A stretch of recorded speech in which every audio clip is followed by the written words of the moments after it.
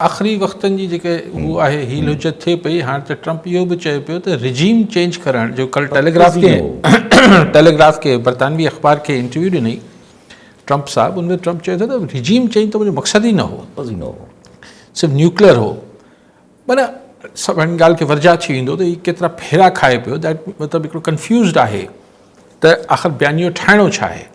ऐं इहो चवणु त ही डील अगरि ईरान सां न बि थी तॾहिं बि जंग ख़तमु करे सघां थो।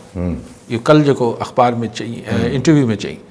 अॼु वरी चए थो त हाणे रखे ईरान ते पियो त ईरान सीज़फायर चाहे पियो ऐं असीं हुन ते गौर कयूं पिया।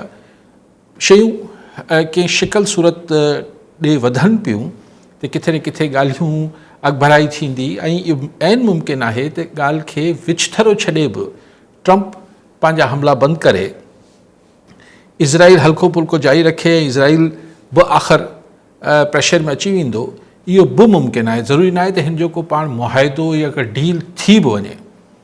ऐं हिन में जेको हाणे चवनि पिया त अॼु सुबुह जो माना हुननि जी शाम हूंदी, शायदि कोई इम्पोर्टेंट प्रेस कॉन्फ्रेंस जो वाइट हाउस ऐलान कयो आहे त सदर ट्रंप कंदो। त ऐलान करे प्रेस कॉन्फ्रेंस करे पियो त ॾिसूं छा ऐलान करे थो, कीअं थो करे। छाकाणि त प्रेशर सवायो आहे।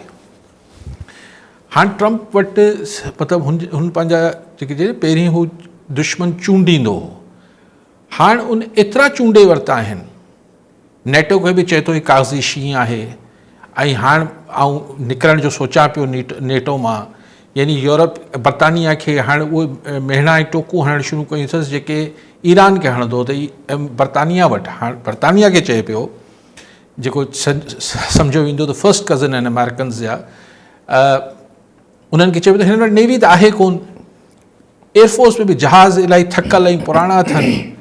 ऐं सो ॿिए लफ़्ज़नि में त यूरोप खे ख़ैराबाद करे पियो पंहिंजे हिकिड़ी फितरी इतिहादियनि खे। छाकाणि अमेरिका में अक्सरियती आबादी जो जेको ओरिजिन आहे, असलूका वॾा जेके आहिनि उहे यूरोप मां आयल आहिनि। लेकिन बहरहाल हू उनखां पासीरो थिए पियो।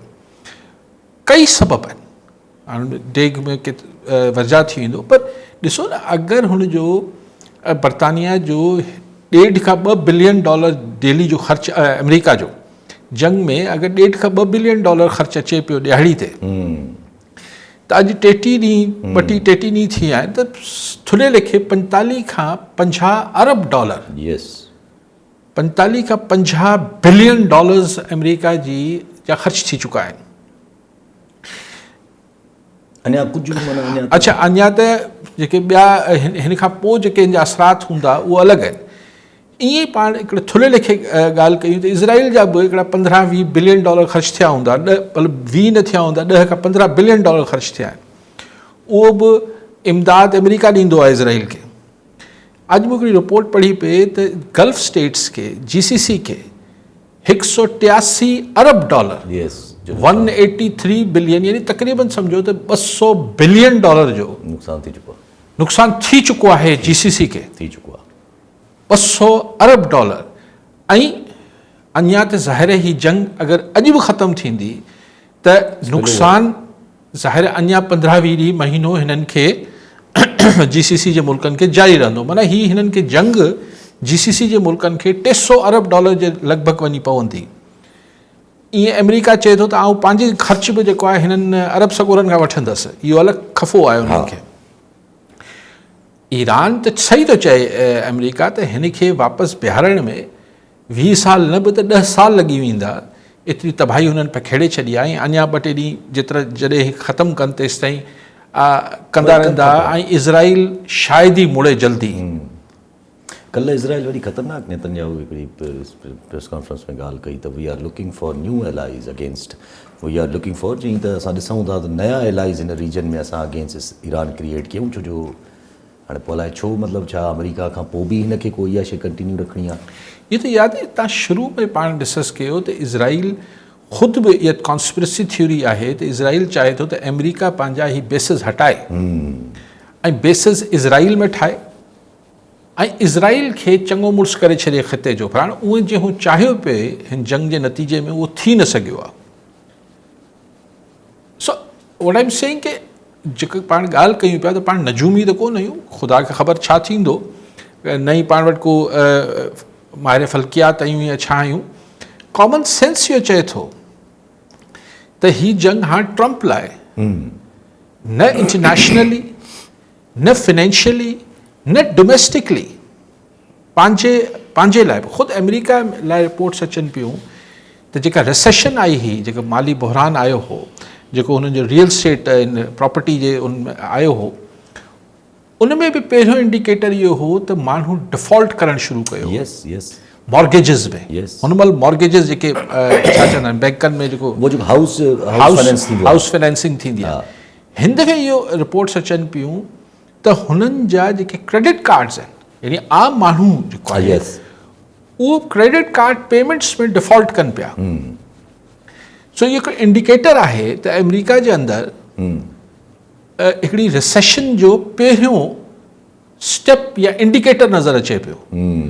सो हिकिड़ी बाय एंड लार्ज ट्रंप खे हाणे भले हू जेको उर्दू में चवे गीदड़ भपकियां जेतिरो बि थी वञे ऐं जेका तबाहियूं करे सघे थो कंदो, ऑफकोर्स इट्स अ मिलिट्री माइट, बट बकौल शख्सियत अमेरिका जी फ़ौज वर्ल्ड वॉर 2 खां पोइ जेको हुन पंहिंजी सॼी फ़ौज जो स्ट्रक्चर ऐं जेका हुनजी सॼी अप्रोच ठाही हुई उहा सोवियत यूनियन सेंट्रिक हुई। त असांजी अगरि सोवियत यूनियन सां वॉर थी वई त असीं छा कंदासीं? रशिया सां थी वई। हाणे पहिरियों सोवियत यूनियन हो, पोइ रशिया थियो। अहिड़ी जंग विढ़ण लाइ अमेरिकी फ़ौज त कॾहिं तयार ई न आहे। तॾहिं त वियतनाम में बि न कामयाबु ऐं ॾिसो न ही जेको दुनिया ठहे पई आहे, सर हिकिड़ी ज़िमनी ॻाल्हि कयां पियो, त हीअ जेका दुनिया ठहे पई हिन में जेको वॉर्स जंगनि जो फ्यूचर आहे हीअ ॾाढो सोल्जर फ्रेंडली आहे। जेको आम सोल्जर आहे, पहिरीं त वीचारा इहे घणा माण्हू मरंदा न जेके सिपाही हूंदा, इन्फेंट्री हूंदी, जेके कमांडोज़ हूंदा, ही मरंदा। हाणे ही छाकाणि त हिकिड़ी टेक्नोलॉजी ऐं एयर स्पेस वॉर थी वई आहे त इन में सोल्जर फ्रेंडली थी वई आहे। सोल्जर खे त को हिते जॾहिं लाहींदा, अगरि लाहे आहे अमेरिका ज़मीन ते फ़ौजी, त पोइ त ख़ैर हिकिड़ी ॿी सूरत हाल थी वञे।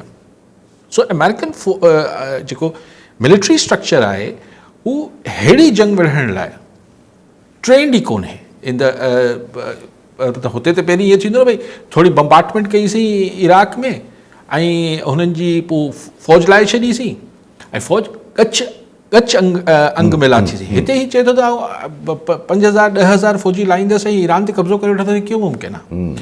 सो लॉजिकली स्पीकिंग, आउं वरी चवां पियो, मंतक इहा चए थी त ट्रंप हिन जंग खे वाइंड अप कंदो।